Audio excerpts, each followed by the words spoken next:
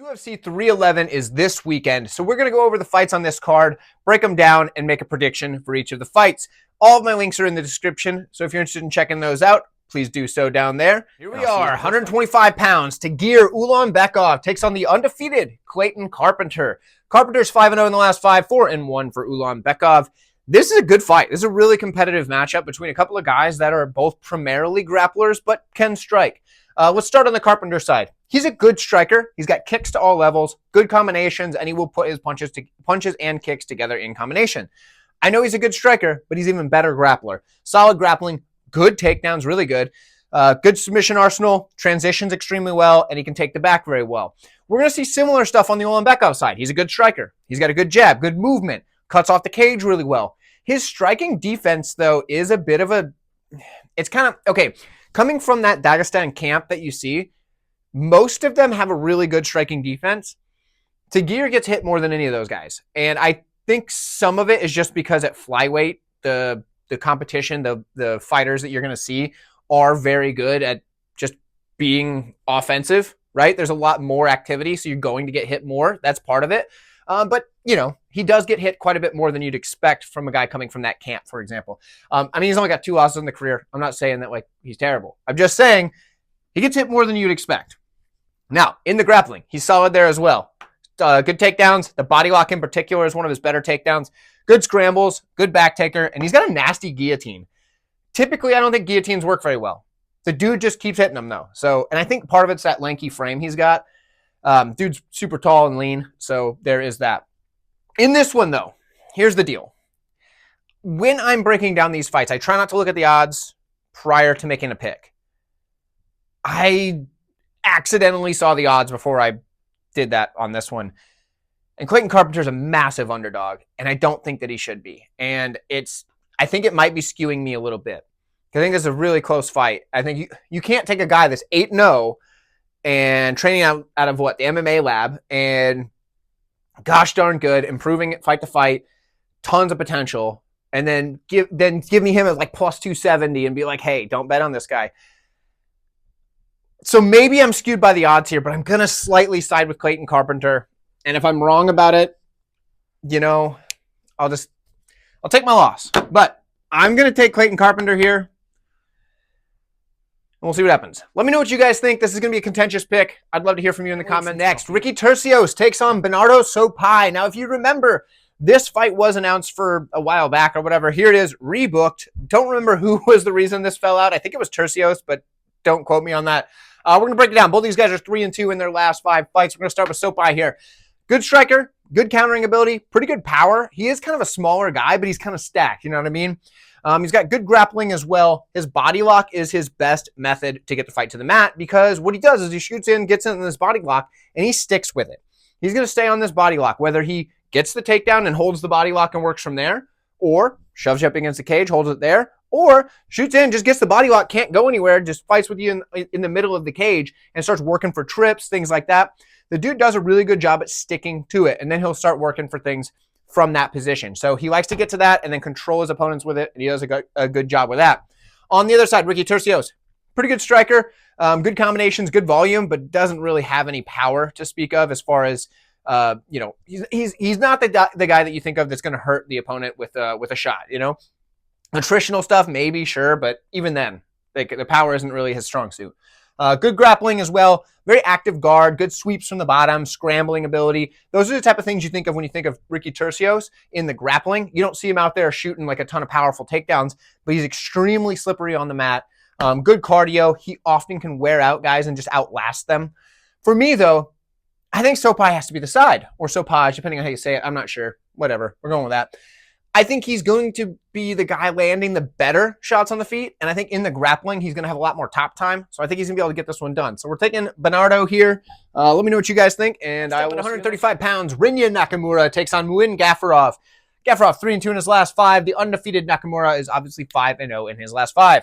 When we look at Gafurov, decent striker with pretty good power. His kicks at range are his best weapon, and he's pretty durable. His biggest problem, though, is he loops his shots, and he's wide open to being countered when he does so. His wrestling, pretty good wrestling. Decent takedowns, and he does have a pretty good back take. On the other side of the ring, we have Rinya Nakamura, who is a solid wrestler, good takedowns, good top control, and he's very good at staying safe on top. We saw that demonstrated to near perfection against Carlos Vera, who was constantly throwing up submissions off his back. Rinya was doing a very good job at just securing position, staying safe, doing what he needed to do. Good scrambler, good transitions, and he does throw a lot of straight punches and ground and pound, which you don't see often. A lot of people come around the outside throwing kind of like a hook type of strike in the ground and pound. Those straights, even when blocked, force the opponent's head to bounce off the canvas. Unlike a hook where it comes and it pushes the head to the side, you just don't have the extra hit on the back of the head. So even if they block it, those straights are impressive because the back of the head is a softer spot. Even though the canvas is technically padded, it doesn't feel good. So the straights, I like that in the ground and pound. Decent striker. He's got the raw ability. He's got the power, the speed, things like that. And he has a laser of a cross, but that's about it. So decent striking. Ultimately, when I looked at this, when I saw the odds, I thought, oh man, there might be some value on the underdog here. There's absolutely not. I think Rinya Nakamura is able to take him down and control him. I think on the feet, he might even counter him and knock him out. I know Gafurov is durable, but he does leave himself wide open. I think Nakamura he's going to be better everywhere. I think the guy's justifiably the minus 500 that he is. So, Rinya Nakamura is a pick. Let me know what you think. We got a women's bantamweight matchup. Karol Rosa takes on Ailin Perez. Perez, 4-1 in her last 5, 3-2 for Rosa. Interesting fight because it's essentially grappler versus striker, but, it never plays out just like that. But Ailin Perez is going to be the grappler in this one. She does have decent striking. Basically, she aggressively comes forward, pretty good volume on the feet when it's on the feet, and she will throw knees. The knees are her best weapon on the feet. The grappling, though, is where she's been winning fights. She's a good grappler with a good body lock. She has pretty good pressure. Her top control is not the best, but she's constantly pressuring her opponent on the mat. So, she's going for them. She works to advance the position. She's not afraid to posture up and throw volume. But the problem is because she's willing to do this, that's why the top control starts to fail. It's because she postures up and throws, and that's when you're obviously less stable. Your base isn't as solid when you're trying to throw punches and actually hurt your opponent. So there's that. On the other side, Karol Rosa, good striker. She's got very good volume. In fact, some of the better volume in the division, maybe even the best. I don't know, but very good volume. Good leg kicks. The step-in elbows are kind of a recent development that she's been doing really well. Defense and the striking is not great. I don't think it's a problem for her here. It's not like she's going against a really good striker. But she does have decent grappling. If she gets on top, her top pressure is pretty good. She can cage push all right. But if she's on her back, she's in trouble. So this fight kind of depends on who's going to get their game going. Now, for me, I can definitely see a path for the big underdog in Perez. However, I think if it's on the feet, Karol Rosa is going to be landing a ton of volume. I'm going to side with Karol Rosa here because I do think that during the time that it's on the feet, it's going to be more substantial than when it's on the mat, and I don't trust Perez to be able to keep these takedowns going the whole time. I think that Rosa is going to be landing her stuff on the feet. I think then we're going to see a takedown. Rosa is going to be on the feet. We're going to see a takedown, yada, yada, and I think it's going to be back and forth, and I think the judges are going to favor what's on the feet. Maybe I'm wrong. I'm siding with the favorite. Side with the dog if you think there's value there. I don't blame you a bit. Let me know what you think. Short notice matchup here at 185 pounds. Zach Reese takes on Azamat Bekoev. So Bekoev is 5-0 in his last 5 fights. He's 18-3 on the career. He's fought some good competition outside the UFC, and in fact, as an amateur, fought some pretty wild competition. Check that out if you will. But since he's been a pro, obviously racking up 18 wins, 3 losses. Pretty good resume, right? He's fighting Zach Reese, who is 8-1 on the career with 4-1 in the last 5. So the experience is on the Bekoev side. Obviously, he's taking this on short notice, so that is a factor. And ultimately, let's break this fight down. For Bekoev, good striker. He's got good forward pressure, decent power, and he mixes together some basic combinations. He doesn't do anything wild, usually like a good 3-punch combo, and he will work the body. So good striker. I don't want to see he has durability concerns, but we have seen him wobbled quite a bit. Like, he's not getting knocked out left and right, but Zach Reese could knock out an elephant, so I could see that being a problem. Then again, Zach Reese couldn't knock out Medina, but then again, I don't think an elephant could knock out Medina. We're talking a lot about elephants, guys. Let's break this down more. We're going to the wrestling. So for the wrestling of Bekoev, he's a good wrestler. He's got good takedowns, really powerful takedowns at times, and then also a really solid single leg. So he'll either get there and just like elevate you and put you on the mat, or get a hold of that single and then whip you to the ground that way. He's got pretty good ground and pound, not like super heavy, but he's efficient with it, does what he needs to do. He's a good all-arounder. If he wins, I think it's likely a decision. On the other side, for Zach Reese, good striker. Dude's got a lot of power. Like I said, he puts his punches and kicks together pretty well. Also throwing kind of basic combinations, but he will put the punches and kicks together in the combination, whereas for Bekoev, you see more of either punches or kicks.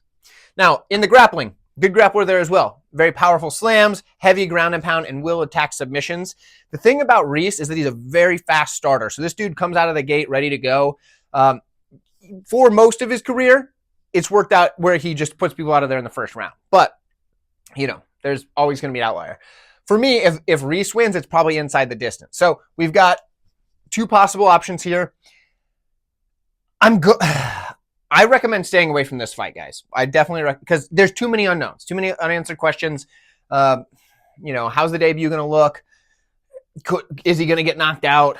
Is Zach Reese going to get held down to a decision? That's what I think might happen. I'm going to take Bekoev by decision. Yeah, I could definitely see Zach Reese putting him out, though. So do with that what you will. I'd pass on this one. Next at lightweight, we have Grant Dawson, and he's taking on Diego Ferreira. Ferreira is 2-3 in his last 5. Also, like 40 years old. I believe this might be his birthday. Could be wrong about that. And 4-1 in the last 5 for Dawson. Now, when we look at this fight here, it's interesting because Diego Ferreira is a very dangerous fighter, right? He's got good striking with tons of power and volume on the feet. Like, the dude's dangerous on the feet, but he's primarily a grappler. He's got very good grappling as well. I feel like he might be slowing a bit at his age, but he hasn't really shown a ton of signs of that because he's shown a bit of a resurgence in his last couple fights. He's got active from his back. He's got a good back take, very good get-up game, and he can scramble with some of the best of them. The problem for Diego Ferreira is he's taking on Grant Dawson, who is an absolutely strong grappler who can chain wrestle, shoot as many takedowns as he needs to get that done, scramble extremely well, has pretty good ground and pound as we've seen now. He's really added that wrinkle to his game. And once this guy takes your back, you're not getting out. Dude's just got you there. You're stuck. He has some of the best back control in the entire division. So that could be a problem for him. In the striking, however, Dawson's going to be at a disadvantage. His striking is not very good. I said decent because most people are worried about the wrestling threat, so it can open up some things, and he does have an all right leg kick. But realistically, if it stays on the feet, Ferreira's getting this one done. However, I don't think it's going to stay on the feet. Everybody loves to hate Grant Dawson. They always want to fade this guy, and you guys got it once when you guys got it with the Bobby Green thing. Dawson keeps printing money for me. I'm going to stick with Dawson. I think he gets this one done no problem. He's going to get the takedowns. He's going to control the fight, and he might even get a ground and pound TKO. We're taking Grant Dawson. Round 2 TKO, if we're going to be specific. We've got a short notice matchup in the light heavyweight division. Bogdan Guskov, who is 4-1 in his last 5, takes on newcomer, the short notice replacement, Billy Elekana, who is also 4-1 in his last 5. Let's start with Elekana here. Good striker, got long, rangy, straight punches. And what I mean by long straights is a lot of people, they'll throw their straights here, right? He'll turn his body more when he throws them to extend with the shoulder. That's an exaggerated movement right there that I'm showing. I'm trying to illustrate the point. But he'll use the body to make that straight longer. So when I say long straights, that's what I mean. And that helps obviously extend your reach. He's got kicks off either leg without switching. So that means he can kick either off the lead leg or the rear leg without having to switch his stance in order to do it. He can kick to all levels very well. He'll mix up the type of kicks. I really like that. His legs are very active. Let's put it that way. Good knees up the middle as well, and he picks his shots. The problem with picking his shots, though, is it can result in him being a little bit lower volume at times, kind of depending on what his opponent's given him, and he is willing to back up while doing so. Those two are problems against Guskov, but he does have some other upside in this fight. We'll get to that in a minute. Anyway, decent grappling. His takedown defense is pretty good. It's like, solid, right? Works back to his feet urgently. That's another good thing. The problem, it often results in him being pushed against the cage because he'll use the cage to get up, and he'll get stuck against the cage a lot. That's something I've seen, especially in his 2 most recent fights, is he ends up against the cage far more, or not his 2 most, the 2 before that. His most recent one was like a short fight where he got the win early, but the 2 before that. But either way, gets pushed against the cage quite a bit, and then he has pretty good top pressure, but he doesn't really offensively wrestle. That's often when somebody else is ends up on their back and either kind of a failed takedown or they'll jump for a guillotine or something. He's got pretty good top pressure if he ends up on top. On the Guskov side, we know what we're going to get. Good striking, and basically dude's just a powerhouse, kind of come forward, has a laser of a cross, and a very good head kick. That's it. If he hits you, you're going to feel it, right? Throws a lot of single shots, doesn't move his head much. Those are kind of problems, but if he hits you, you're probably going to feel it. And I think he can land on Elekana. It's just, can he put him out? That's the thing. Decent grappling. He's got a pretty good body lock takedown, and his ground and pound's powerful. But that's about it, right? I do think both guys are primarily going to want to strike because that's just how they fight. So I think we're going to get a striking fight. I think Guskov is probably going to get it done early, or if Elekana can survive, he can get it done late. I'm going to take Guskov. I think the short notice is a tough one for Elekana. It's another fight that there's a lot of stuff that's short notice nature, things like that. We don't really know where we're getting with this. I would pass. That's just me personally. You do what you want. Heavyweight grapplers next. Jailton Almeida takes on Serghei Spivac. Spivac 4-1 in the last 5. Same thing for Almeida. In this one here, it's basically grappler versus grappler. The striking, it's hard to say. We don't really see a lot of striking between the two of them, right? For Serghei Spivac, he's a solid grappler. He's got a very mauling sort of style. Outside of that armbar from his back in his last one, that was pretty wild. That was definitely uncharacteristic for him. Don't think we'll see that again, but maybe. Mauling style, heavy ground and pound, tight squeeze. That's what he wants to do. Maul ya, squeeze ya, or ground and pound ya. He chains his takedowns together well between throws, single, double, and a body lock. He will chain those 4 options together pretty well. He has decent striking, I guess. It's basically just set up by the wrestling threat. If you're worried about getting taken down, he can land strikes on you.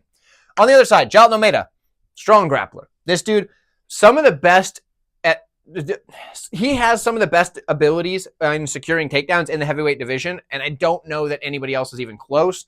The way that this dude took down Curtis Blaydes before making the dumbest decision and just going out, just getting elbowed in the head, he was able to take down Curtis Blaydes like it was nothing. And he's done that to pretty much everybody. And it's very impressive. His control is very good. His ground and pound is very good.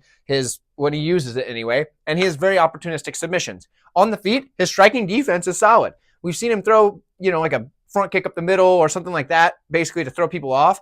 But typically, dude's going right for a takedown, and that helps the striking defense. But he stays all the way out. He does not engage in the striking, so it makes him harder to get hit. He has a very high motor and very good cardio for the heavyweight division. I have a hard time thinking of a way Spivac wins this fight, short of a knockout, and I just don't see him being a big knockout threat. I know it's heavyweight, but I just don't see that as his best. It's not one of his best weapons. I have to go with Jailton Almeida. So we're taking Jailton, but let me know what you guys think in the comments below. Could this fight be a changing of the guard? Does the old veteran get the job done? Raoni Barcelos takes on Payton Talbott. 135-pound matchup. Barcelos is 2-3 in his last 5 fights. 5-0 for Talbott. He is 9-0 on the career, so he's undefeated. In this one here, it's the real test for Talbott because this is his biggest step up in competition. Yet Barcelos is a bit of an aging veteran, so it's kind of, where's he at in this point in his career, right? He hasn't, obviously 2-3 in his last 5 isn't the best look considering he's 18-5 on the career. So most of his losses, the majority of his losses in his entire career have come in his last 5 fights. So that shows me that he's probably declining in some way. Okay? So that is something to take into account. When we look at these skills and stuff like that, it's not necessarily taking into the fact that he is declining because we haven't really seen the skills shift. It's just they haven't been applied the same lately or things like that. It's hard to say. It's hard to quantify how much of a drop-off that we've got right here. So there is that. For Barcelos, after that rant, we're going to move into it. Dude's got solid striking, Muay Thai style, pretty good power, not deadly power, but pretty good power, good combinations, and a very nasty leg kick.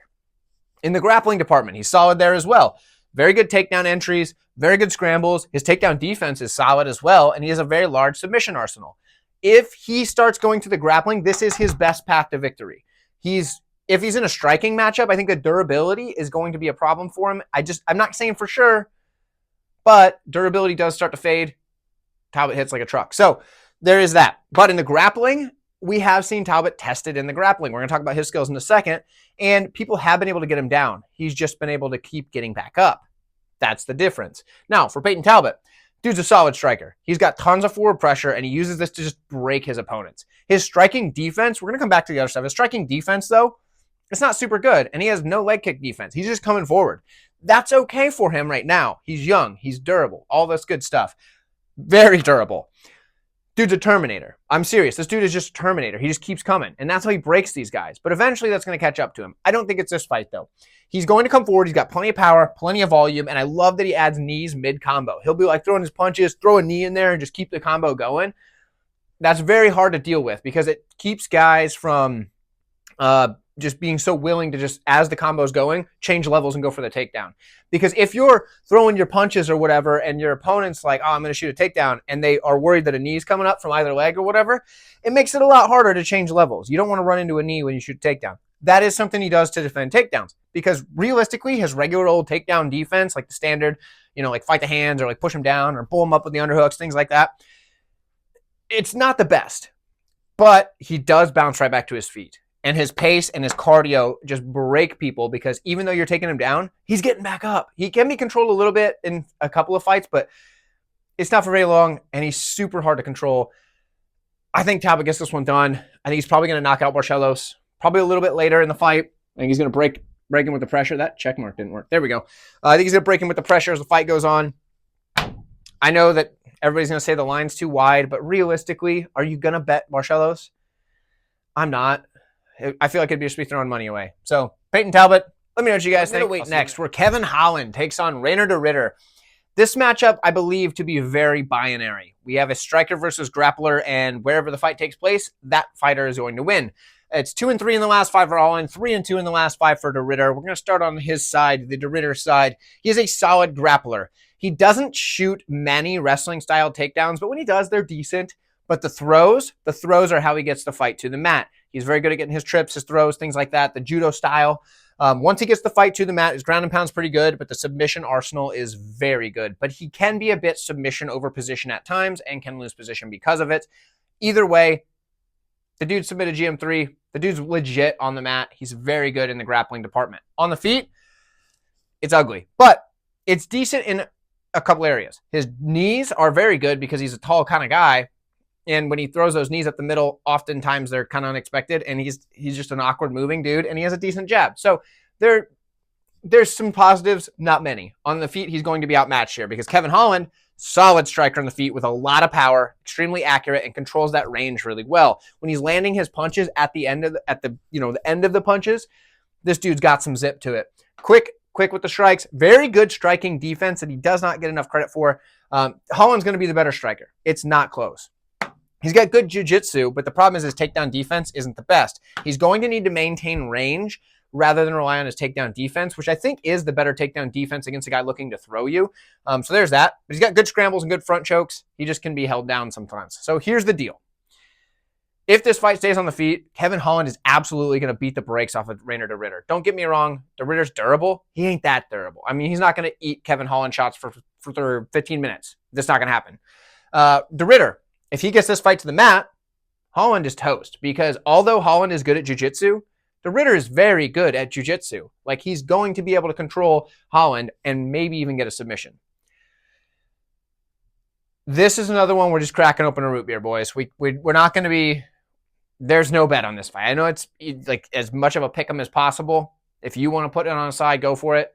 For me, I don't have a good read on this one. I'm going to take de Ridder because I do think sometimes Holland just gets frustrated in fights. And something that was pointed out to me is that when Holland doesn't have a good first round, the rest of the fight, he kind of gets kind of pouty and,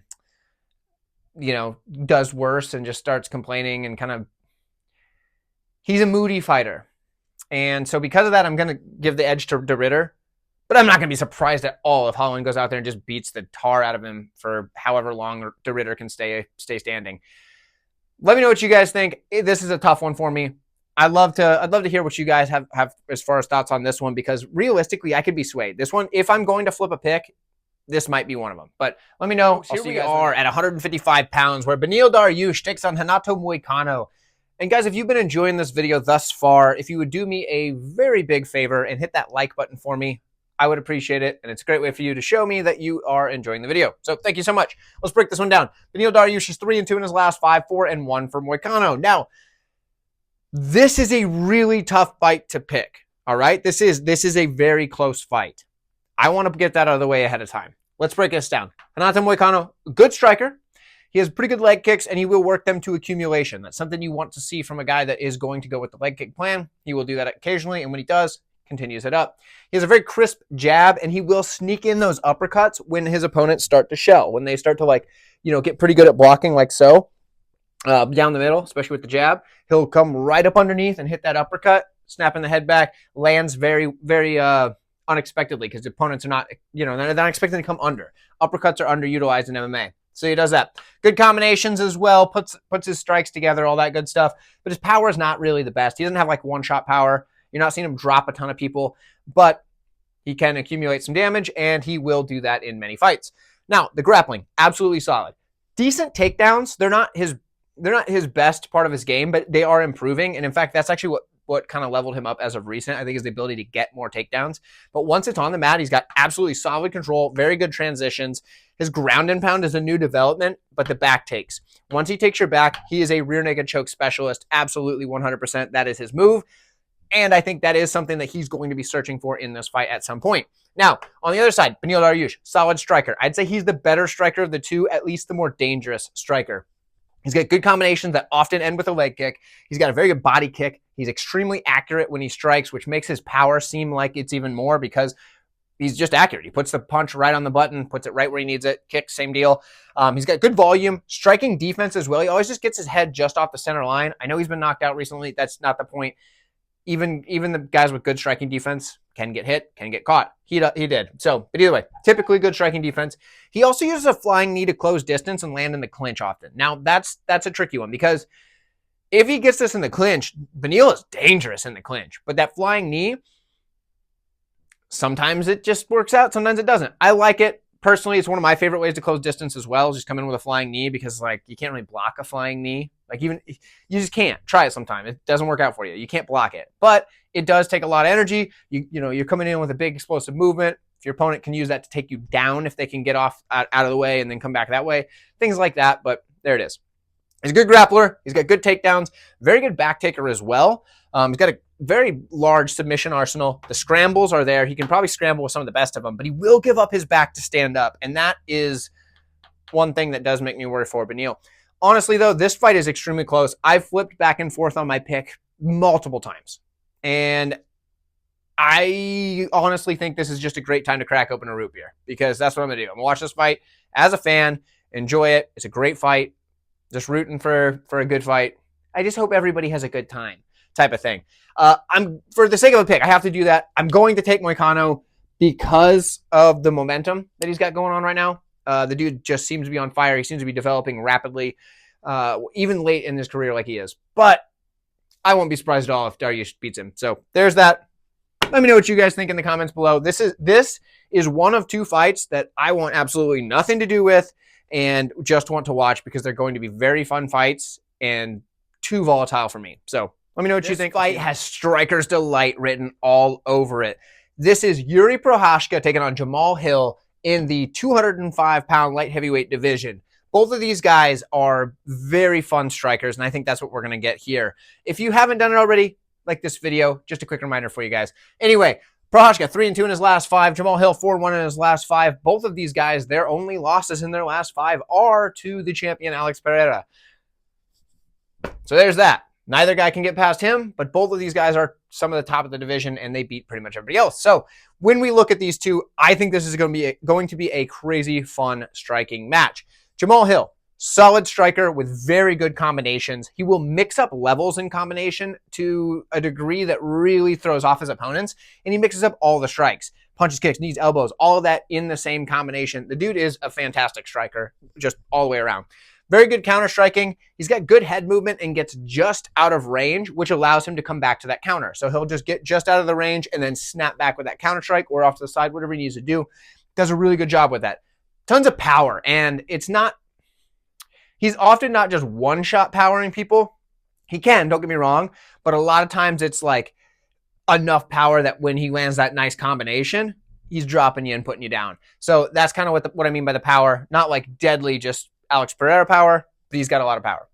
Uses the face frame extremely well. He does this to push off of someone's face to create that space and then slam that punch in there, and he does an excellent job with it. It's one of his better ways that if he doesn't like the pressure someone's giving, he creates that space and then lands his own offense. He works the body really well with all of his tools, punches, kicks, knees, elbows, all those things. He's got very good step-in knees that often lead to a tie clinch. So he'll come in with the knee, boom, tie clinch, and from there, Hill's pretty good in the tie clinch as well. So dude's an awesome striker. Don't get me wrong. Here's the deal. He got outstruck by Ferreira.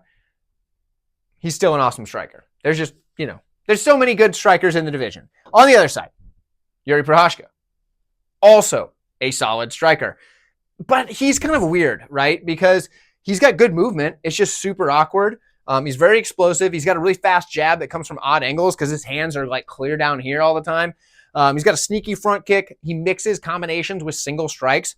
Those are all good things. Those are all really good things. He's super accurate when he's not doing goofy, weird stuff, because sometimes he's just doing goofy, weird stuff. It's what he does. And it's what also makes him so unpredictable. So it's a good thing and a bad thing, honestly. He's got a lot of power. His spinning attacks are pretty good. Sometimes they fall into the goofy, weird stuff. But here's the red flags about Yuri Prochazka. He didn't block anything. In fact, like you could almost make the argument that he's intentionally using his face and forehead to block shots. Not the best move long term. Doesn't check kicks whatsoever. He's very heavy on that lead leg as well, but he is durable. The dude is durable as all get out. At least he has been. It's hard to say now because, 2 knockouts from Alex Pereira, that's going to wear on the durability. But he looked durable in that matchup with Rakic, because even though he could hardly walk on his leg, he still weathered the darn storm and came through and got the win. So there's that. When I look at these two here, I see two very good strikers in a division led by the best striker in the division. So neither guy can quite get there. But it's basically going to be like, we're finding out who's the next best striker. That's what we're finding out here. I love it. This is a fun matchup. This is actually one of my favorite matchups on the card. But I've got to take Jamal Hill. And here's the deal. I think the fact that he's better defensively and still lands with enough power that he's going to be able to cause some like visible damage on Prochazka, if he can just stay out of the way of getting knocked out, which is possible. I think he's good at that. It's a 3-round fight. I don't think he's going to gas out or anything like that. I think he can win a decision. I think he can also get a knockout. For Prochazka, I have a hard time seeing him win a decision over Jamal Hill. He could absolutely knock out Jamal Hill. I have a hard time seeing him get a decision. I have an easier time seeing Jamal Hill get a decision, and because he also could get the knockout, I've got to go with Jamal Hill here. It's a good fight. It's a close fight. It's a fun fight. I'd love to watch this fight. I can't wait, but there is that. Also, guys, this is the last fight that I'm breaking down on this video because I already broke down the co-main and main event. They should be popping up on screen right here or somewhere around here. If they haven't already, they will in a second. Those are a little more in-depth. I had to, kind of change some stuff in my taping for this because the fights I got changed early on the card. But either way, check those out. I'm not going to waste time doing them again. You guys are going to love them. Thank you so much for watching. Again, like the video. Appreciate you guys. See you soon.